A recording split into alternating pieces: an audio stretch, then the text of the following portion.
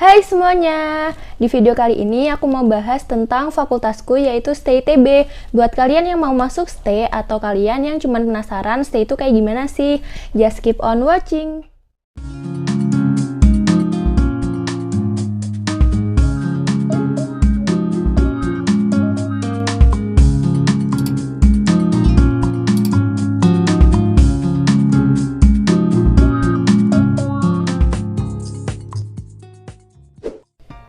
Hai, aku Sabila. Aku akan upload video yang bermanfaat setiap minggu, terutama dalam hal perkuliahan. Jadi, kalau kalian baru di channel aku, jangan lupa subscribe dan nyalain notification bell-nya supaya nggak ketinggalan video dari aku.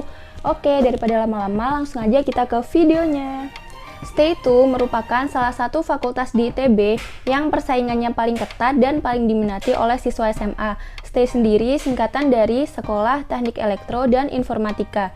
Nah, katanya STE itu fakultas, tapi kenapa namanya sekolah? Jadi, di ITB itu fakultasnya dibagi menjadi dua nama, yaitu yang berawalan F atau fakultas dan yang berawalan S atau sekolah. Untuk fakultas yang berawalan S, jurusan-jurusan yang ada di dalamnya itu keilmuannya hampir mirip, sehingga mereka itu bisa bekerja di bidang dan tempat yang sama. Mungkin sebagian dari kalian akan nanya, kenapa harus masuk STE sih? Kenapa nggak ke fakultas lain aja? Jawabannya adalah karena teknologi akan semakin berkembang, sehingga jurusan-jurusan yang ada di STE ini nggak akan mati tertelan zaman. Bahkan semakin berkembangnya teknologi dan kemajuan kehidupan manusia, maka semakin banyak pula dibutuhin lulusan-lulusan dari STE. Dulu, STE itu tergabung dalam Fakultas Teknologi Industri atau FTI dan memiliki dua departemen, yaitu Departemen Teknik Elektro yang berdiri pada tahun 1974 dan Departemen Teknik Informatika yang berdiri pada tahun 1982.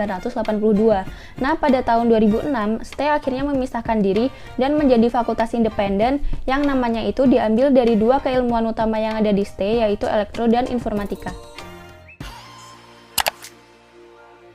STE ITB memiliki laboratorium yang lengkap untuk menunjang pembelajaran mahasiswanya. Terdapat sekitar 20 laboratorium di STE yang digunakan untuk mempelajari software maupun hardware. Untuk dosennya sendiri, dosen-dosen di STE itu sudah pasti qualified dan hebat-hebat. Mereka tuh banyak yang lulusan dari universitas-universitas terkenal yang ada di dunia. Selain itu, jurusan-jurusan yang ada di STE juga memiliki kerjasama dengan perusahaan besar nasional maupun multinasional. Perusahaan-perusahaan ini juga ikut membantu dalam pemenuhan kebutuhan mahasiswa, seperti kerjasama dalam pembuatan laboratorium.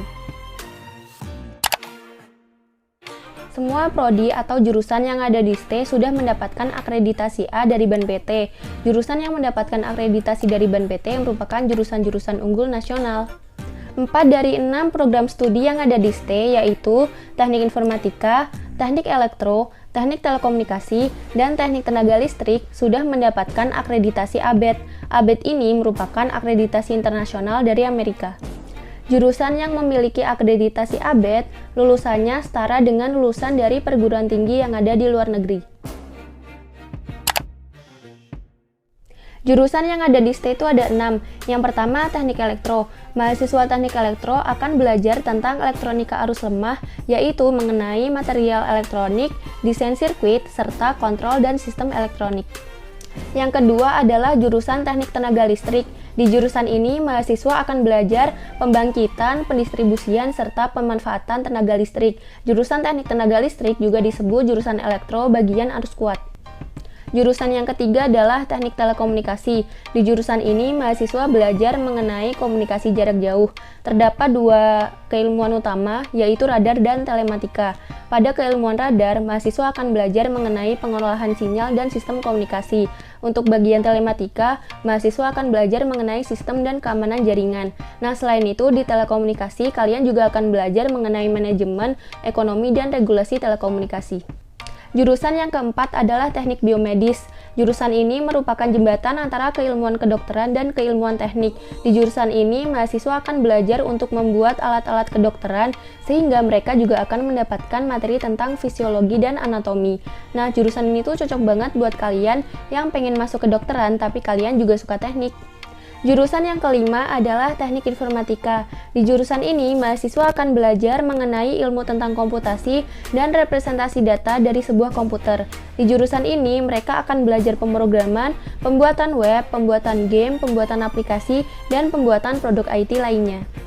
Jurusan yang terakhir adalah Sistem dan Teknologi Informasi. Kalau di univ lain, jurusan ini tuh dibagi menjadi dua, yaitu Sistem Informasi dan Teknologi Informasi. Kalau di ITB, jurusan ini tuh digabung, sehingga selain belajar mengenai bisnis dan manajemen IT, jurusan ini juga belajar mengenai software hingga hardware, namun tidak sedalam yang dipelajari oleh jurusan-jurusan lain yang ada di STE. Mahasiswa STEM memiliki banyak banget prestasi loh. Biasanya mereka itu ikut unit robotika dan ikut lomba-lomba terkait robotika dan menang. Nah, tahun kemarin itu temanku ikut unit Aksantara sehingga dia tuh bisa menjadi salah satu bagian dari tim pembuatan pesawat terbang untuk dilombakan di Turki dan mendapatkan penghargaan juara 2. Nah, selain itu banyak juga yang menang di ONMIPA, Huawei ICT Competition, terus lomba dari Microsoft dan lomba-lomba terkait esai, paper, dan business competition. Untuk alumninya sendiri, alumni-alumni dari STE itu sangat mendukung pembelajaran bagi mahasiswanya. Nah, contohnya mereka itu ikut membantu dalam pembangunan laboratorium serta menyediakan beasiswa bagi mahasiswa STE. Berikut adalah contoh alumni-alumni yang berasal dari STE ITB. Seperti yang kalian lihat di layar.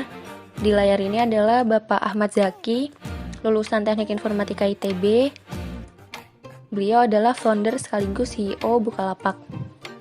Yang kedua, ada Ibu Dian Siswarini, lulusan Teknik Elektro yang mengambil fokus di Teknik Telekomunikasi dan menjabat sebagai CEO XL Axiata sampai sekarang. Yang ketiga, ada Bapak Arif Yahya, lulusan Teknik Elektro dengan fokus Teknik Telekomunikasi juga. Dan beliau adalah Direktur Utama PT Telkom pada tahun 2012 sampai 2014 dan pada tahun 2014 sampai 2019 beliau mendapat amanah menjadi Menteri Pariwisata. Yang keempat, ada Bapak Hilman Sitohang, lulusan Teknik Elektro. Beliau ini merupakan CEO Asia Pacific at Credit Suisse, yaitu orang Indonesia pertama yang menjadi bos di 10 negara. Hebat banget kan? Dan yang terakhir ada Bapak Khairul Anwar, lulusan Teknik Elektro dan dengan fokus Teknik Telekomunikasi juga. Beliau adalah penemu dan pemegang paten teknologi pemancar yang menggunakan konsep 2FFT untuk dipakai pada metode SCFDMA dalam proses uplink 4G LTE. Nah, kenapa tadi aku bilang ada teknik elektro yang terfokus ke teknik telekomunikasi? Karena pada saat dulu itu ketika bapak-bapak dan ibu itu kuliah, masih belum ada teknik telekomunikasi. Jadi mereka masih mengambil jurusannya itu teknik elektro. Jadi STE itu satu angkatan banyak banget yang diterima. Pas angkatanku itu 400-an dan ceweknya itu cuma 70-an. Nah, sedangkan angkatan 2019 ini bahkan yang diterima di STE itu 500-an orang. Jadi kalau kalian kenalan sama orang, terus habis itu kayak gak sekelas atau jarang ketemu lagi tuh bisa aja lupa gitu loh. Kayak cuman hafal wajahnya doang, terus habis itu lupa namanya. Atau enggak pas sudah masuk jurusan kayak ketemu orang, oh ternyata kamu anak STE ya, kayak gak pernah lihat nih selama setahun, kayak gitu. Nah, selain itu di ITB tuh STE itu dijulukin juga singkatan kayak diplesetin gitu, sekolah tidur 4 IP-nya. Ini tuh bener banget sih sebenarnya. Jadi anak-anak STE tuh pada jago-jago, pada iba-iba, tapi nggak kelihatan gitu, kayak di kelas diem, terus datangnya telat, pas datang duduknya paling belakang, nyampe kelas bobo, terus tahu-tahu pas keluar indeks dia dapet A. Nah, karena banyak banget anak olimnya dan banyak banget anak-anak yang menurutku jenius, jadi kayak misalkan nggak perlu dengerin dosen, terus tiba-tiba baca buku bentar aja langsung bisa, kayak gitu kan enaknya ke kita yang biasa aja kayak gini, jadi mudah untuk nyari temen buat ngajarin kita, dan mereka tuh rata-rata nggak pelit sih, baik banget, kayak mau aja ngajarin kita yang lola kayak gini, jadinya kita tuh kebantu banget buat belajar dalam hal akademik. Terus ada stereotip dari dulu itu katanya anak STE itu apatis. Menurutku ini tuh salah banget karena banyak juga teman-temanku yang aktif organisasi di mana-mana tapi nilainya itu masih bagus-bagus banget. Bahkan mereka tuh bisa mempertahankan IP di atas 3,5. Nah, kalau aku sendiri sebenarnya kalau dibilang stres ya ada di STE karena kayak walaupun pas TPB itu IP ku masih aman-aman aja alias masih di atas 3 walaupun nggak bagus karena masih di bawah 3,5. Tapi aku tuh udah kayak ngerasa stres banget, padahal itu tuh IP yang lumayan lah, maksudnya ya cukup lah, nggak yang jelek-jelek banget walaupun nggak bagus juga, tapi kayak ngerasa tertekan banget, ngerasa stres banget karena teman-teman di sekitarku, teman-teman deketku tuh hampir semuanya IP-nya tuh di atas 3,5, bahkan banyak yang mendekati 4. Jadi kayak gimana ya ngelihatnya, kayak ngerasa sangat bego aja gitu loh, walaupun sebenarnya biasa aja, tapi kayak ngerasa sangat-sangat tertekan, sangat-sangat ngerasa nggak bisa apa-apa gitu dibanding yang lain. Makanya kayak di TPB tuh aku ngerasa lebih tertekan daripada di jurusan, padahal sebenarnya jauh-jauh lebih susah di jurusan daripada di TPB. Nah, itu tadi informasi terkait stay dari aku. Kalau kalian ngerasa video ini bermanfaat, jangan lupa klik like, subscribe, dan share ke sosial media kalian. See you on my next video. Bye-bye.